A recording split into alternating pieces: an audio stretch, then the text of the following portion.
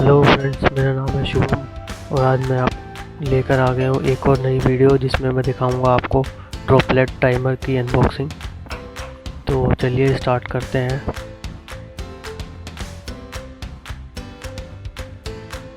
Friends, ये droplet timer मैंने फ्लिपकार्ट से मंगवाया है। मेरे को ये 332 रुपीज़ का पड़ा है। तो चलिए देखते हैं कैसा होगा। ये क्वालिटी चेक करते हैं इसकी। क्वालिटी इसकी काफ़ी अच्छी लग रही है और ये स्ट्रेस भी कम करता है। और अगर आप स्लो मोशन में इसको यूज़ करेंगे तो ये काफ़ी अच्छा लगता है स्लो मोशन वीडियोस वगैरह में। वैसे नॉर्मल स्पीड इसकी थोड़ी सी फास्ट है। अगर आपको ये बाय करना है तो मैं इसकी लिंक डिस्क्रिप्शन में दे दूँगा और इसके जैसे और भी कुछ प्रोडक्ट्स हैं उसकी लिंक भी मैं डिस्क्रिप्शन में दे दूँगा। आप उसको ज़रूर चेकआउट कीजिएगा।